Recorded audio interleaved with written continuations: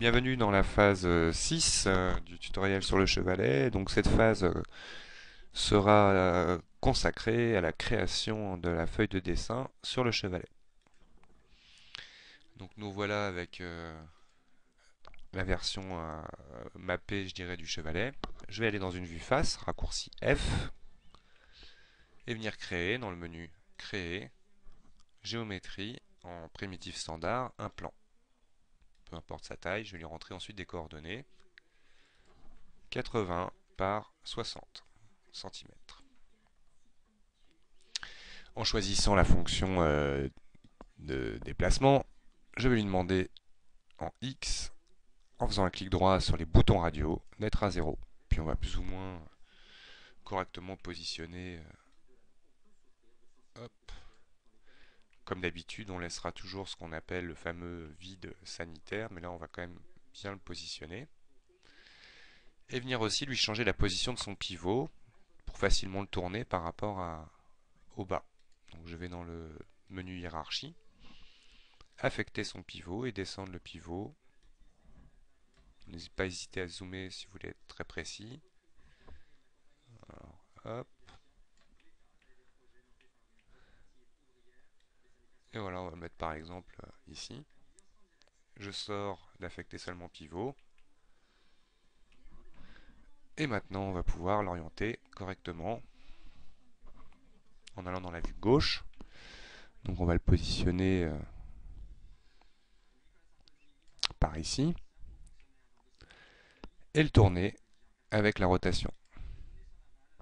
En ayant bien la bascule d'accrochage à l'angle, étant donné qu'on avait tourné les montants de cette manière, on devrait facilement obtenir cette chose-là. Donc là, par contre, on va être obligé. Donc là, on va voir après, avec un modificateur, comment bien l'ajuster. Perspective. Je vais maintenant m'occuper du matériel en ouvrant l'éditeur de matériaux texture. Donc tout à l'heure, nous avions créé ce matériel.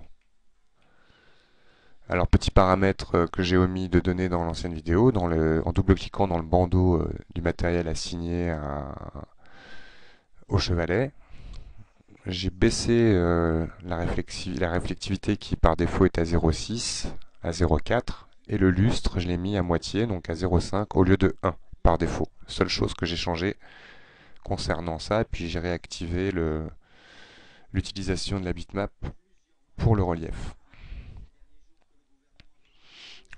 Par exemple, créer une nouvelle vue. Et dans cette vue, je vais venir maintenant créer un matériel standard. Hop. Multi-sous-objet. Ce matériel me permet en fait d'affecter différents matériaux. Là, en l'occurrence, pour mon dessin, j'en aurai besoin de deux. Celui où il y aura le dessin et la couleur du papier. Donc je double-clique dans le bandeau de mon matériel multi-sous-objet et je définis le nombre à 2. Oups. Voilà, ok. On a la possibilité d'aller chercher directement ici un matériel ou de le créer dans la fenêtre. Matériel Mental Arch Design. Il m'en faudra deux. Donc un autre, matériel Mental Arch Design. Et je les affecte chacun à un échantillon. Et j'affecte mon matériel multi-sous-objet à mon plan. Alors, on constate bien ici, nous avons deux matériaux. Donc par exemple, on va dire que le 1 sera le dessin, le 2 sera le papier. On voit ici les couleurs, en fait, le raccourci du canal de couleur du canal de diffusion. Je clique par exemple dans le gris qui est ici et je le choisis en blanc. On voit automatiquement, ça a changé la couleur du canal de diffusion. Mon matériel aussi, lui, n'aura besoin d'aucune réflectivité. Toc, clic droit dans réflectivité pour qu'elle soit à 0. Identique d'ailleurs dans ce matériel-là. Hop, par exemple. On peut les renommer.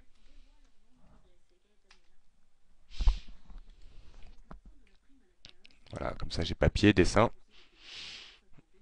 Donc maintenant nous allons nous intéresser à aller chercher la bitmap pour le dessin. Donc je vais créer une map standard bitmap et prendre mon dessin et l'affecter à la couleur de diffusion. Toc. Je vais demander à ce matériel d'être un matériel réaliste dans la fenêtre. Donc on constate que mon image, on voit un bout de bibliothèque derrière. Je vais montrer comment le modifier. Je double-clique dans la bitmap et nous avons une fonction découpage position qui permet, donc là je vais déjà l'appliquer, en visualisant l'image. On voit ici des petites poignées sur un cadre rouge. Je vais tout simplement ici réduire jusqu'à ce que tout soit inclus. Et automatiquement, du coup, ça rogne. Par exemple, si je veux faire l'autre côté aussi, hop, pour enlever les détails de la gauche, voilà, tout simplement en utilisant donc cette fonction de recadrage. Donc, maintenant, on constate en tournant que le plan n'étant qu'une simple face, on ne voit pas de l'autre côté. Rappelez-vous, dans les propriétés de l'objet, face masquée cochée me permettra logiquement de les voir. Mais là, nous sommes configurés en réaliste, donc forcément on ne le voit pas. Voilà. Donc nous allons mettre à notre objet. Donc rappelons-nous que l'ID 1, c'est notre bitmap. ID 2, notre papier. Ce que l'on voit ici. J'ai mon plan de sélectionné dans le menu modifier. Je vais d'abord lui rajouter une division avec le lissage rapide. On verra par la suite pourquoi. F4 pour afficher les contours des faces. Et je vais le lisser de manière à avoir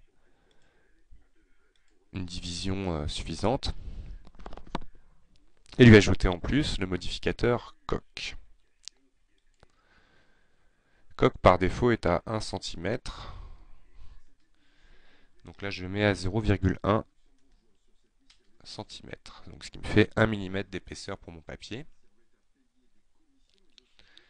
On constate qu'automatiquement là il est correct, sauf que peut-être les arêtes, oui parce que je l'avais déjà configuré.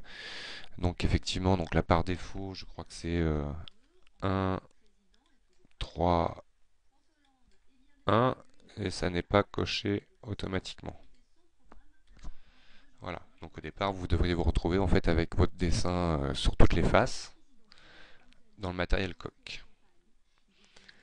Donc on va lui demander de remplacer les matériaux initiaux pour pouvoir régler à sa convenance. Donc là, je le mets à 1. Les matériaux intérieurs, donc celui-ci à 2.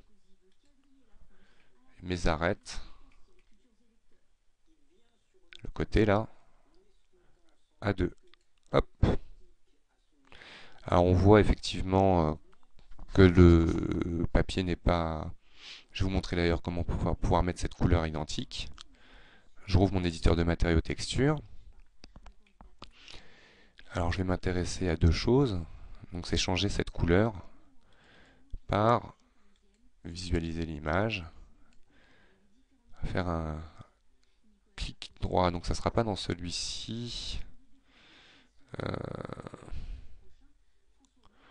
Comment on pourrait aller le récupérer?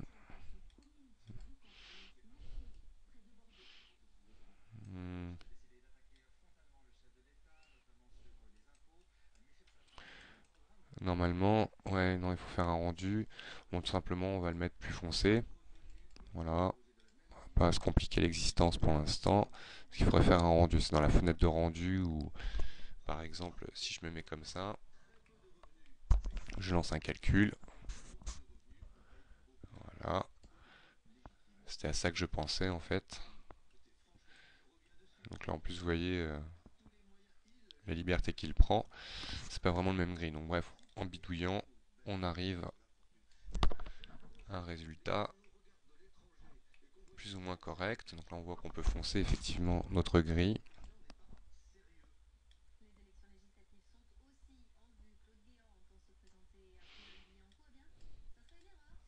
On va faire un rendu pour voir.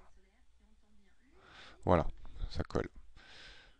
Là nous avons mine de rien qu'un seul millimètre d'épaisseur. Ouh là là, le bitmap de près est affreux. Donc là, regardons pas de trop près.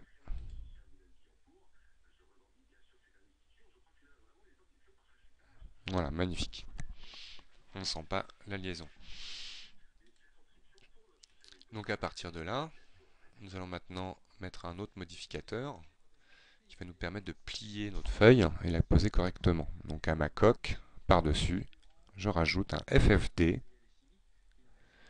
3 par 3 par 3, qui tout simplement va m'offrir la possibilité de modifier la position de point de contrôle. Donc mettant dans une vue gauche, je vais pouvoir par exemple sélectionner tous ces points-là et les placer. Voilà.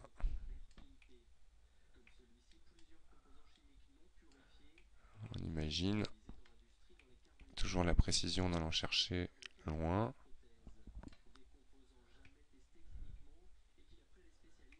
Hop, je vérifie en perspective de ne pas avoir fait d'erreur. C'est plutôt pas mal. Oups. Maintenant, une fois que j'ai fait ça, je vais rajouter un bruit pour pouvoir... alors, je vais m'intéresser à la position, à mon avis, en Z. Voilà. Et on va réduire la taille.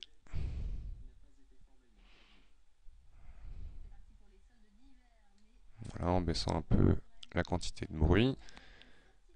Donc mon FFD, je vais le mettre au-dessus. Oups là, il n'a pas aimé. On va le supprimer. Toc. Et là, on remettra un.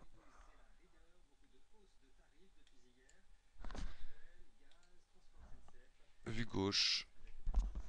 Ah ouais, effectivement, ouais, donc du coup, mon bruit est quand même assez fort. Donc on va vraiment le régler comme ça. Voilà.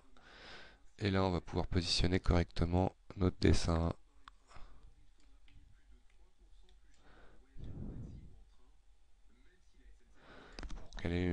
La feuille ait une forme plus ou moins naturelle. Voilà. Donc voilà, là c'était la création du dessin. Une fois que j'ai terminé, je ne vais pas le rétracter parce que vous verrez qu'on pourra utiliser cette chose-là d'une manière assez simple. En imaginant, je clone tout cet ensemble en copie. Je vais en faire un groupe par exemple. Euh, Groupe 1, voilà, parfait. Et le reste,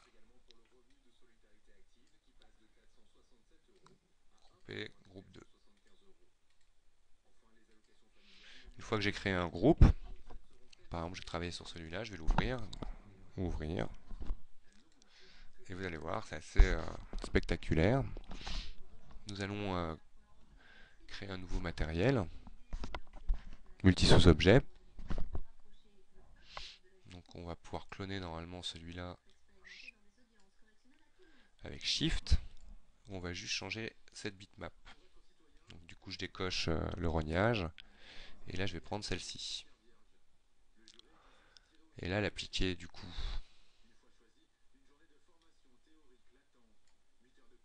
ce matériel à cet objet.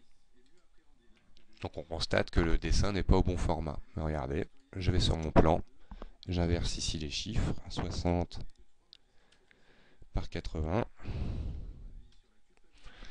Donc là il y a juste le problème, je dirais, de la position du coup en Z de l'objet. Vue gauche, on corrige ça très vite. Voilà, tout simplement en le baissant, vérifiant que du coup on n'a pas eu d'erreur. Voilà. Et voilà, nous avons du coup un deuxième châssis avec un format différent. On a juste changé la taille et la position de la deuxième feuille. Je peux fermer ce groupe. groupe fermé. Et nous allons voir maintenant dans une prochaine vidéo la fusion, je dirais, de ces deux châssis dans la première scène que nous avions créée, le studio. Donc voici comment utiliser les matériaux multi sous-objets, quelques paramètres avec des groupes, des modificateurs. Merci d'avoir regardé la vidéo. À bientôt.